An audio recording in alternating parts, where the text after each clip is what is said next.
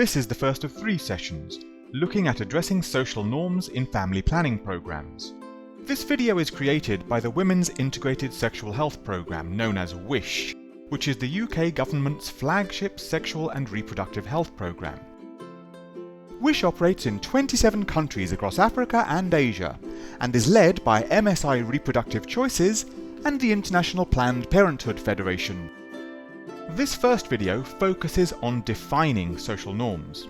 The second looks at programming to shift harmful norms. And the third focuses on measuring social norm change. Why do we address social norms within sexual and reproductive health programs? Because if your program intends to change people's behaviour, then you need to know if that behaviour is influenced by social norms. Social norms are the implicit rules of the game in a particular community, defining what is seen as typical and appropriate behaviour. Social norms can be a barrier to uptake of modern family planning and sexual and reproductive health services. That's why we need to address social norms in the WISH programme. So what is a social norm? A social norm is usually defined as a pattern of behaviour, which people prefer to conform to because, firstly, they believe others in their community conform to it. This is called empirical expectations. And secondly, they believe others in their community expect them to conform to it. This is called normative expectations. Social norms are often held in place by sanctions for breaching the norm and by rewards for conforming to the norm. Those who conform might be respected and praised in their community, whilst those who breach the norm might be ostracised or not invited to community events. Gender norms are a subset of social norms, which express the expected behaviour of men or women, often of a particular age. If that sounds a bit complicated, just think of some behaviours which are seen as typical and appropriate in your community.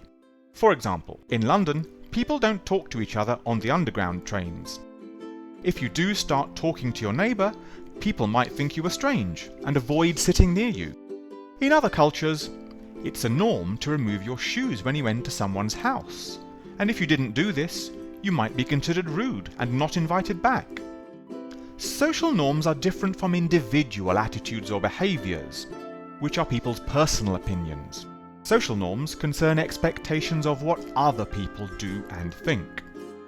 If someone says, "I believe a woman should have a baby quickly after marrying," that's a personal opinion. But if someone says, "I believe my community expect me to have a baby quickly after marrying," that indicates a social norm. We asked WISH implementing partners which social norms influenced uptake of modern family planning. The most commonly mentioned social norms were valuing of large families as a sign of social status and wealth, stigma around use of modern family planning, which might be associated with promiscuity and sex work, or assumed to be against religious beliefs, expectations around early marriage and early childbirth, stigma around male involvement in family planning, stigma around young people, unmarried people, or people with disabilities seeking family planning advice, and stigma around seeking safe abortion services and advice. Okay, let's use these ideas to frame a social norm which you believe is a barrier to uptake of modern family planning in your community. Use the worksheet to guide you through the process. You can pause the video while you do this. How did you get on? Did you find it easy or difficult? Was it useful to have a more precise definition of the norm?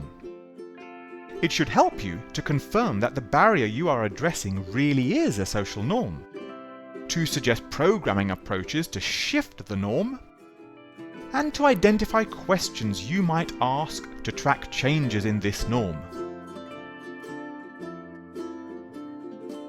So, a social norm is a pattern of behaviour which is considered typical and appropriate within a specific community.